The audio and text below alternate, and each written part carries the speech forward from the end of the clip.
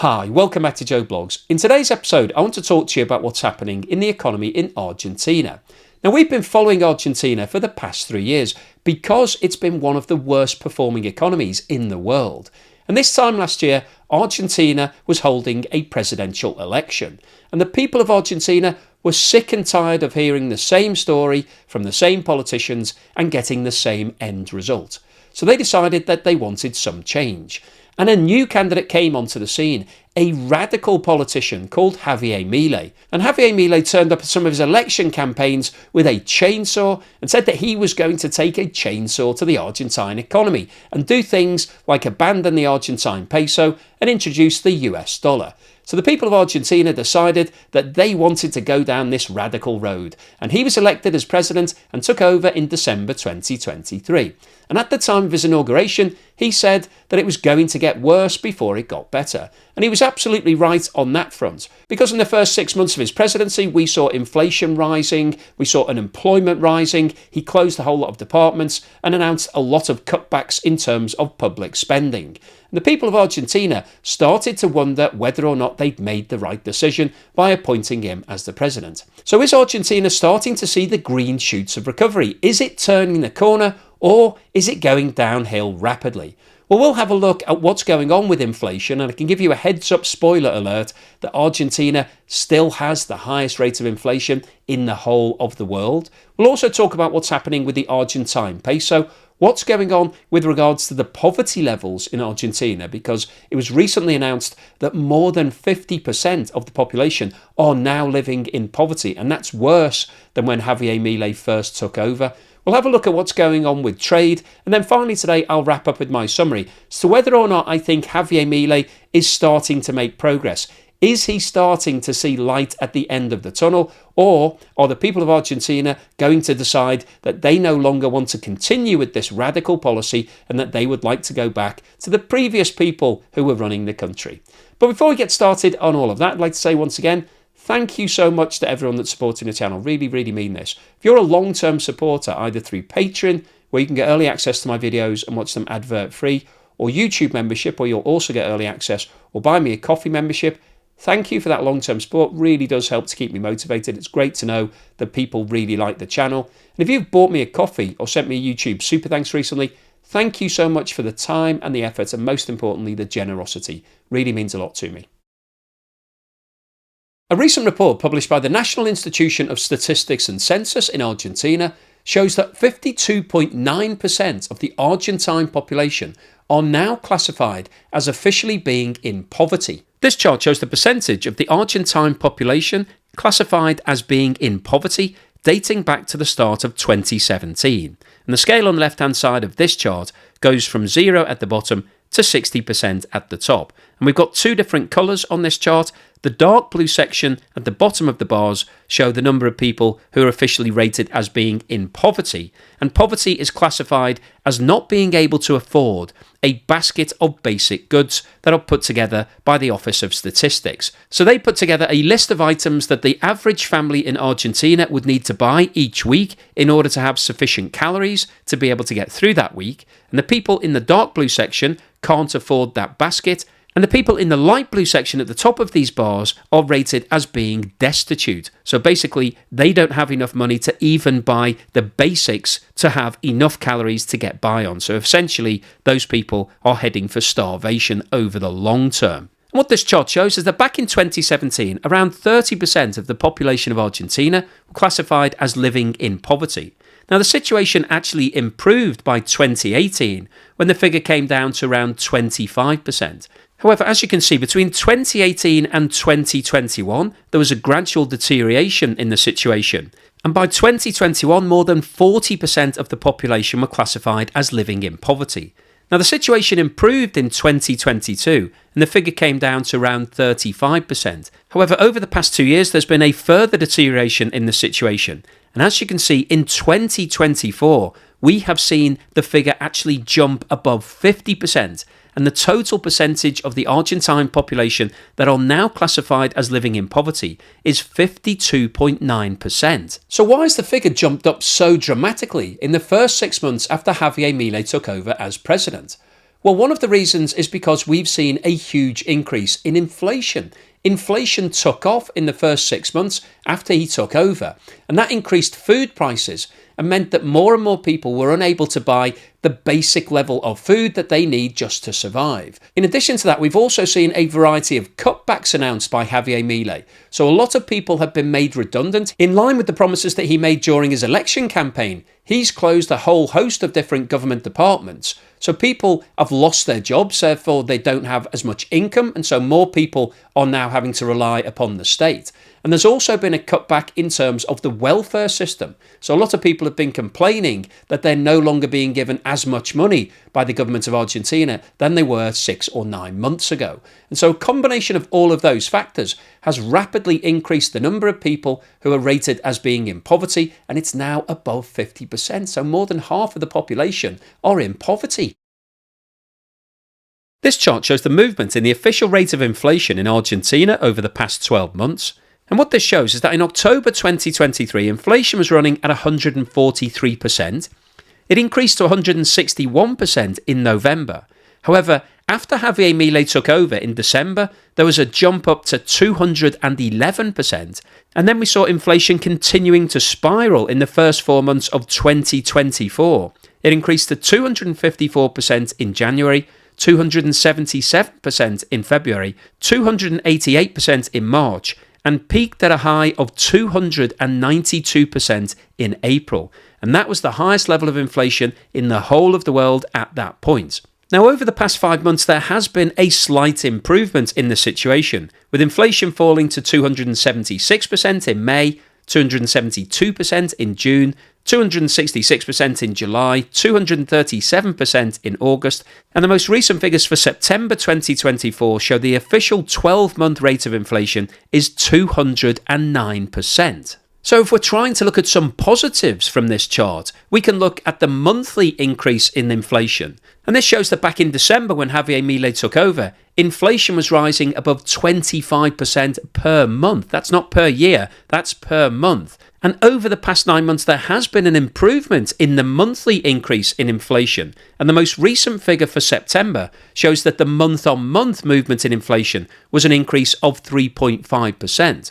So there is a positive trend here when you take a step back. It's moving in the right direction, albeit it hasn't been moving over the past 5 months as quickly as it was in the previous 5 months. However, what we can't shy away from here is the fact that inflation at 209% is currently the highest level in the world. And when you consider that the only other countries with inflation above 100% are Syria and South Sudan, both of which are war-torn countries, so they've got a pretty good excuse as to why their inflation is so out of control. Argentina isn't in a war at the moment, it's just in a state of complete economic collapse. And if we widen the scale of the inflation chart to show what's been happening over the past 10 years, you can see how serious the current position is, because at 209%, this is the worst level of inflation that Argentina has ever seen apart from the previous 7 months.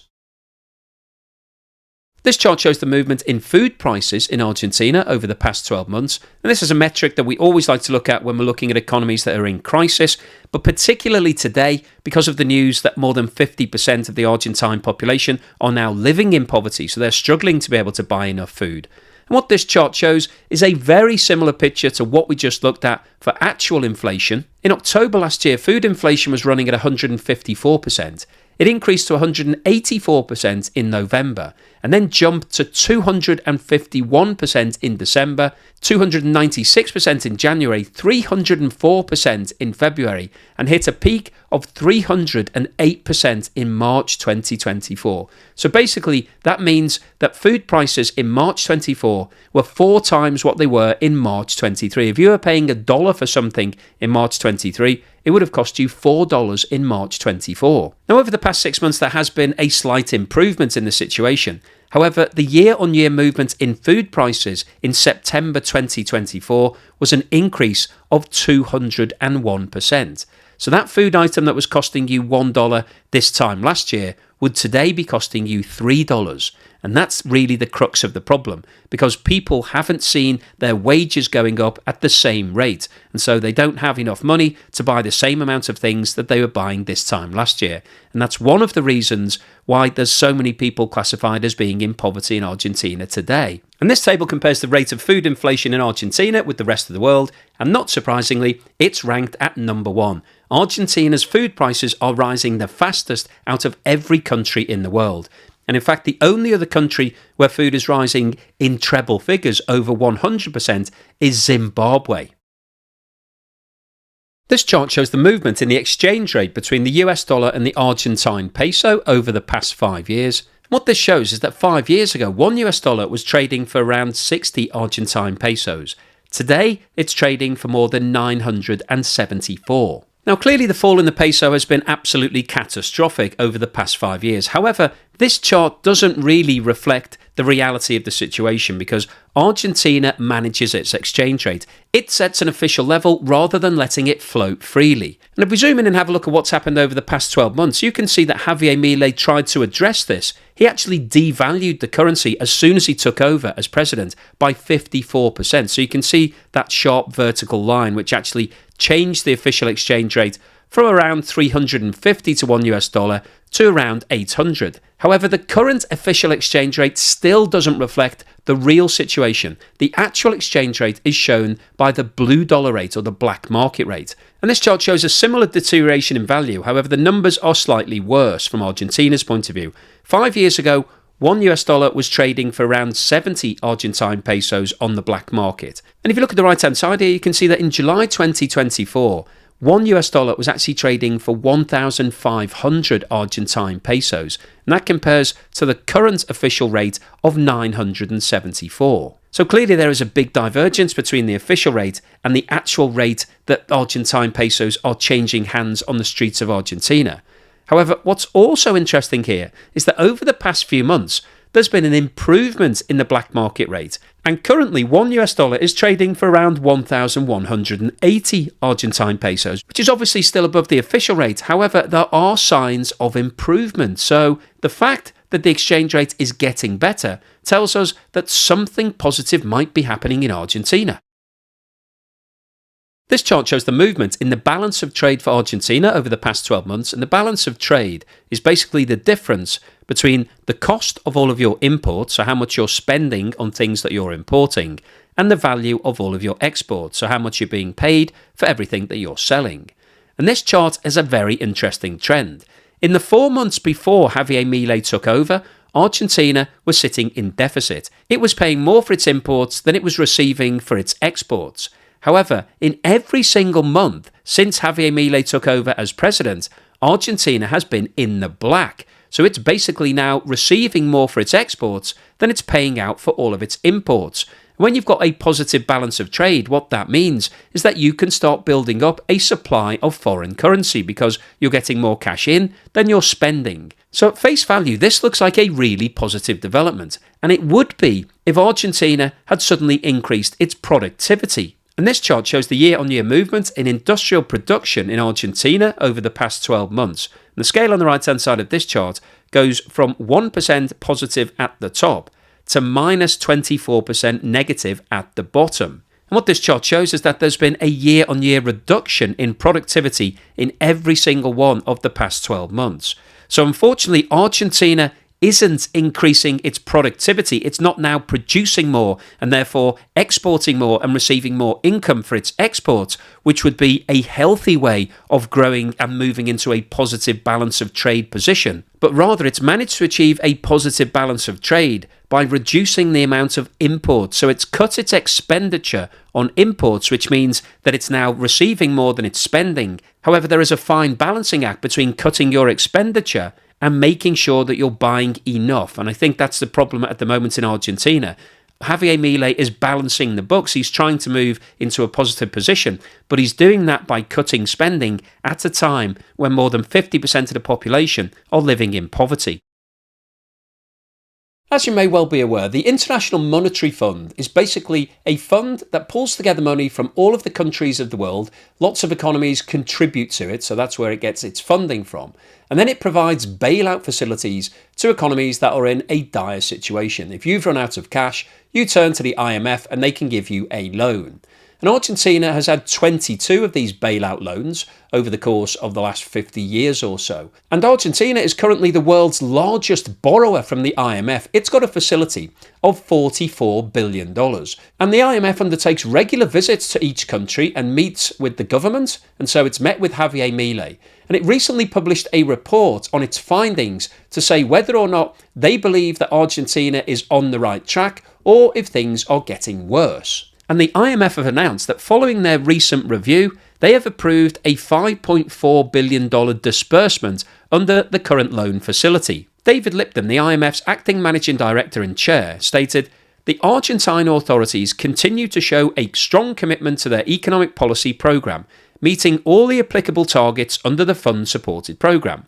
While it has taken time, these policy efforts are starting to bear fruit. Financial markets have stabilised, the fiscal and external positions are improving, and the economy is beginning a gradual recovery from last year's recession.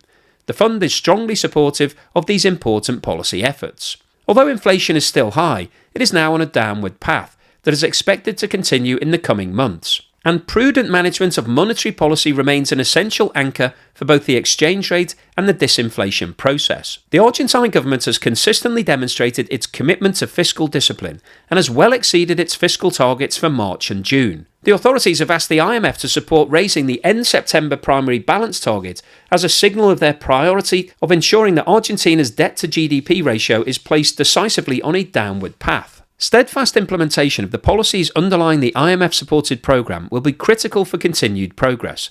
As macroeconomic stability becomes more entrenched, policy efforts will need to focus more on reinvigorating plans for structural reforms. And the recent EU trade agreement is an important step in that direction. Further efforts are needed to redesign the tax system, increase competition in domestic product markets, and deepen efforts to strengthen governance and confront corruption. Such reforms have significant potential to raise Argentina's growth potential, create jobs, reduce poverty, and improve the standard of living for all Argentinians. So what's the summary and conclusion today? Well, I wanted to post this video because I think what's happening in Argentina is absolutely fascinating. Because 100 years ago, Argentina was one of the strongest economies in the world. It was an economic powerhouse. However, over the last 100 years, it's been mismanaged and it's taken on a lot of debt. And in fact, it's had to have 22 bailout facilities from the IMF over the last 100 years, which is just incredible. And it's actually defaulted on its debt obligations on 9 occasions, which is one of the worst track records out of any country in the world, never mind a developed economy. So Argentina has really got it wrong for a long period of time. And as we've seen in today's video, inflation is running at more than 200%. 200%. 100% inflation means that prices have doubled year on year. But obviously 200% means that they've gone up almost 3 times. So something you were paying $1 for this time last year, you'd be paying $3 for today. And of course, wages haven't been increasing at anything like that ratio. And that means that people now have less money in real terms, in terms of what they can actually buy at the stores. And as we talked about earlier, more than 52% of the population are now classified as living in poverty. So that means that basically they can't buy that simple basket of goods to be able to put food onto the table. So people are having to downgrade what they can afford to buy. They're eating less meat because it's become a lot more expensive. And all of this is obviously clearly bad news for all of the people of Argentina. But the youngest people in Argentina are now starting to struggle with things like malnutrition. And that can have long-lasting health implications for people. If you don't get enough vitamins at a certain age, then it can cause problems with your growth and development. So there are some very serious issues here. But Javier Milei isn't the only person to blame here, because he took over a broken economy. It had been broken for a very long period of time. So we can't really pin all of the blame on Javier Milei. He's jumped into the driving seat at a time when this runaway train was heading rapidly downhill. What he's trying to do is put the brakes on and try to get it back on track. So is there any evidence that things are starting to improve? Well, as we talked about earlier, the monthly growth in inflation has reduced. It's down to around 3.5%, which is the best Argentina have seen since November 2021. So that's a positive sign. The rate of inflation is slowing down, but that doesn't mean that prices are going down. Prices are still rising at 209%. And as we saw earlier, food inflation is also still above 200%. And that is a serious issue for any country, because if your people are struggling to buy enough food, then that is a serious issue, because Argentina could be declared as going into some sort of famine here if it gets worse and worse.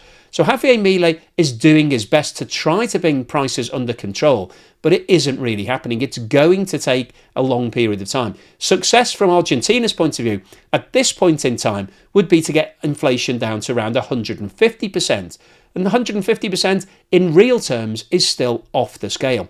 That would still classify them as the highest in the world. And when you think of all of the countries in the world, Argentina shouldn't be at the top of this list. Their inflation is completely out of control right now. So is there any hope for this situation? What are the chances that Javier Milei can turn this mega tanker around and get it moving in the right direction? Well, as we saw from the data earlier, the blue dollar rate, the black market exchange rate for the Argentine peso, has actually started improving over the past few months. So that tells us that there's a glimmer of hope. Obviously, the exchange rate still isn't very good. It's the same as the inflation data. It's moving in the right direction. However, unfortunately, it's a long way away from being where Argentina wants it to be. Now, in terms of Argentina actually boosting its own economy, improving its productivity and its output, and actually generating more GDP and starting to grow, I think it's going to take a long period of time. We had to look at the balance of trade data earlier, and that showed that Argentina has now moved into a positive position. However, one of the reasons for that is because they've cut back on the level of imports. So they haven't actually started producing a lot more to bring it back into the black. They've actually just cut back on what they're buying. And the problem with that is that there are shortages in Argentina right now. That's one of the reasons why inflation's going up so high and why we've got over 50% of the population recorded as being officially in poverty. So it's really, really difficult to be able to fix this country overnight. In fact, it's likely that it's going to take at least a decade to be able to sort Argentina out to get it back to where it wants to be. Javier Milei is doing his best. He's trying to cut spending, but the problem with that is it becomes very unpopular. It was recently announced that the funding for universities will not be increased in line with the level of inflation. And university lecturers and workers are saying that in real terms, their pay has fallen by 40% over the last 12 months. And that's a real problem, I think, for Argentina, because one thing that it has managed to maintain is its education system. It's still seen as being a really good college system. And so if the funding is cut, if lecturers and other workers are paid significantly less and they can't afford to buy as much food as they could this time last year, then Argentina could see an exodus of its best people. They may decide that they want to go overseas and start lecturing somewhere else, and that could dent the quality of its education, and that would have long-term implications for the growth of the Argentine economy. So there are some really difficult decisions that Javier Milei is having to make. He's cutting back on expenditure for everything at the moment. That's proving to be very unpopular, and it will be interesting to see whether or not his popularity does remain high. At the moment, he's still scoring quite well. But I think the more and more these cutbacks start to hurt people and real people start to see real life impacts, then his popularity could wane and we could see calls for a new election. But we'll have to wait and see exactly what happens. So the overall summary of today's video is that we are seeing a small amount of hope for Argentina. We're seeing inflation starting to slow down, albeit it's still at the highest level in the whole of the world. And we're starting to see some signs of recovery in terms of trade. But Argentina has a very long road to travel here. Things are not going to happen overnight. It's likely that the situation will remain critical for at least the next 6 to 12 months, possibly a lot longer. And there is always a chance that things could start to get worse at any moment. So I'll keep you posted on any further news and developments as and when they happen. Hopefully you've enjoyed today's video, you found it useful, informative and thought-provoking. If you've liked what I've said, then please give me a thumbs up. Thank you for watching this video all the way through to the end, and here's something to put a smile on your face.